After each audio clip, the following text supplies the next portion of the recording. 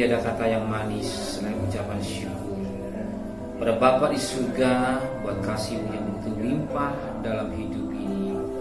Pagi yang cerah, kami duduk di kaki-Mu, mendengarkan pujian penyembahan, menunaikan doa syafaat, dan kami juga rindu untuk mendengarkan renungan firman. Pakai hamba-Mu sebagai alat menyampaikan renungan firman. Urapi hamba-Mu, urapi kami semua.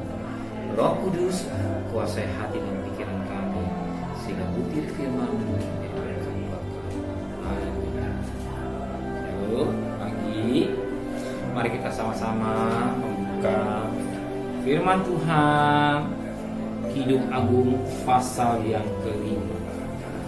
Kidung Agung pasal 5 ayat pertama sampai ayat 16. Kita baca dari ayat Kidung Agung pasal 5 ayat pertama sampai ayat 8, besok ayat 9 sampai ayat 16. Kidung Agung pasal 5 ayat pertama sampai selanjutnya. Aku datang ke kebunku, tindak pengantinku, kukumpulkan mur dan rempah-rempahku, ku makan sambangku dan maduku, ku minum anggurku dan susuku.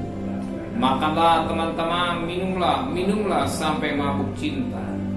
Aku tidur, tapi hatiku bangun. Dengarlah kekasihku mengetuk. Bukalah pintu dinda manisku, marpatiku, idam-idamanku.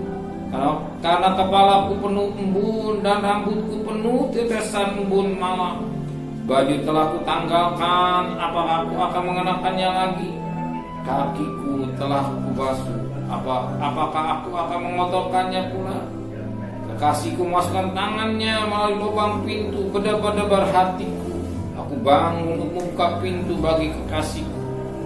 Tanganku bertetesan cairan mur dan jariku pada pegangan kancing pintu.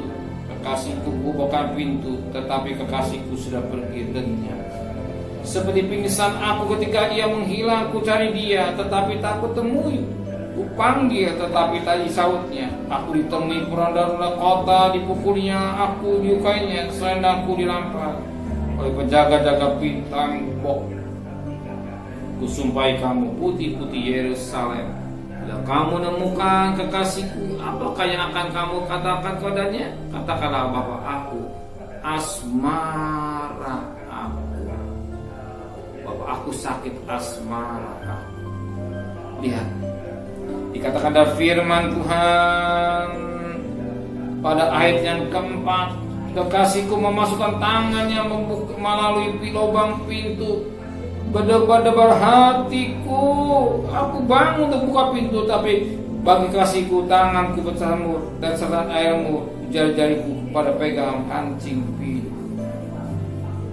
Ya. Di masa hati mempelai wanita begitu rindu dengan mempelai pria, tetapi satu ketika firman Allah berkata, kekasih masukkan tangannya melalui lubang pintu. Kekasih kita ini Kristus, dia duduk buat pintu, dia mengetuk. Apakah kita mau buka pintu? Itu menentukan kita. Seperti katakan pada dia, aku bangun untuk buka pintu. Bagi kasihku tanganku bersambur bagian kaki. Kekasihku buka pintu, tapi kekasihku sudah pergi lenyap. Ingat, Tuhan berdiri di depan pintu. Dia mengetuk. Sebagaimana Wahyu 3 ayat yang ke-10. Wahyu 3 ayat yang ke-10 yang berkata demikian. Wahyu 3 ayat yang ke-10 yang berkata demikian. Wahyu 3 ayat yang 10 yang berkata demikian. Wahyu 3 ayat yang ke-20. Wahyu 3:20. Lihat, aku berdiri buka pintu dan mengetuk. Jika ada orang mendengar suaraku dan membukakan pintu, aku akan masuk mendapatkannya, dan aku makan bersama-sama dengan dia, dan ia bersama-sama dengan aku. Aku berdiri di buka pintu. Tuhan itu sopan. Dia tidak mendobrak, tapi dia mengetuk pintu hati kita. Dia mengetuk pintu hati kita. Dan barang siapa mendengar suaraku dan membuka pintu. Kalau kita mendengar suara Tuhan mengetuk dan kita membuka pintu kita, dia akan masuk. Dia tidak pernah mendobrak. Dia tidak pernah mendobrak, tapi dia membuka, mengetuk dengan Saat itu Tuhan berbicara, mengetuk pintu kepada mengetuk pintu. Dan apa terjadi? Katakan, aku mau males karena aku dikatakan firman Tuhan tadi. Dikatakan firman Tuhan tadi. Dikatakan firman Tuhan tadi, dikatakan firman Tuhan, aku bangun untuk buka pintu bagi kekasihku, tanganku bersamur dan jariku pada pengat anjing kekasihku, buka pintu tapi kekasihku sudah pergi lenyap. Kenapa lenyap? Sebab dikatakan mempelewat tadi, malas buka pintu. Kenapa? Dikatakan tadi firman Tuhan pada ayat 3, bajuku telah kutanggalkan, apakah aku akan mengenakannya lagi? Kakiku telah kubasuh, apakah aku akan mengotorkannya pula? Malas buka pintu. Malas membuka pintu hati untuk izinkan Tuhan bertata dalam hidup kita. Tuhan berbicara dalam hati kita. Tuhan ingin merindu. Tuhan mau sehari-hari kita bersekutu dengan Dia.